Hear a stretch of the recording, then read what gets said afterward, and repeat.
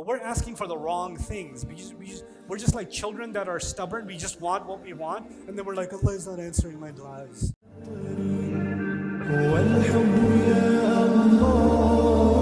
By the way, most religions in the world, most religions are just spiritual Amazon. That's all they are. It's just a spiritual way of placing orders. It looks like you're being spiritual, but all it is you have a wish list and you want those wishes to be fulfilled and you're calling it prayer. That's not prayer. That's just your material wishes. And unfortunately, what Muslims have also done is we've reduced this beautiful thing Allah calls dua, and we've reduced it only to worldly wishes. And then we say, Allah is not answering my dua. The most common question I get around the world is, why is Allah not answering my dua? And every single time, if I have the time and I don't want to embarrass someone in front of others, I take them to the side and say, tell me about your dua, will you? And they say, well, I want my daughter to marry this guy, but she keeps saying no, and I've been making dua for 3 years and she's still saying no. I was like, okay, so your dua is, Ya Allah, allow me to control the thoughts and feelings of my daughter. And somehow Allah decided not to give you control over another soul. And that's the problem, that Allah is not answering your dua. Because you don't have a dua, you just want control. That's what you want. And why would God give you that? I mean, would you want me or your daughter to make dua that she controls you? Because then He won't answer that dua either.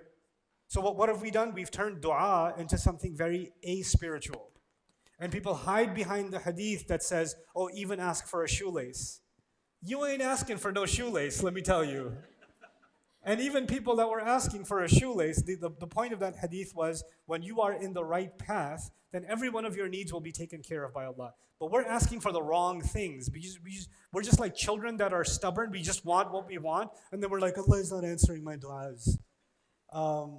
Yeah, that's because your heart's in the wrong place. Your heart's just in the wrong place. There's no trust in Allah. This is when we become distant from Allah. Allah says, well, Allah knows you don't know. It could be something bad. You hate something, but it's good for you. It could be something you love, but it's bad for you. Allah knows. Do you trust that Allah knows? Yeah, but I really want this. Yeah, but do you trust that Allah knows better? Yeah, but I really want it though. So just tell me an ayah that I can use to get this. You know? So this is us turning our religion into a shopping list. You know? Like other religions. That's what other religions were for. Our religion, we don't come to Allah for our wishes. We come to Allah because He says, before you even came out of your mom, you were given a direction, as-sabil. This is why you're here. Why are you forgetting that? And every other gift we have in life, marriage, children, job, money, health, good things that come in our life, those are like, you know when you're on the road and you stop for a snack and you keep going? Those things, that's all those things are.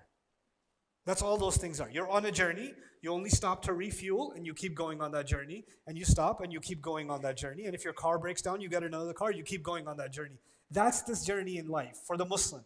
For everybody else, they get to the stop and they're like, wow, I love this stop. I'm not leaving. I'm going to move into this gas station.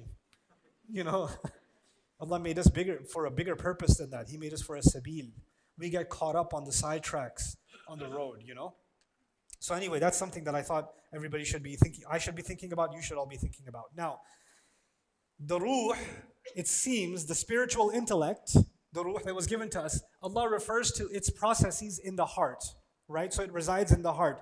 But it's not the only resident. The heart is like an apartment building. It's got a few residents. And its most valuable resident, of course, is the heart, but it has some other permanent residents. Jealousy lives in there. Anger lives inside the heart. Greed lives inside the heart. Insecurity lives inside the heart. Selfishness lives inside the heart. Happiness lives inside the heart. Sadness lives inside the heart. Care lives inside the heart. Love lives there's lots of residents inside this heart.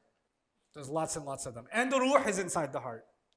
But the thing with the ruh is it's the most helpful neighbor. It goes to all those other residents and says, I can help you.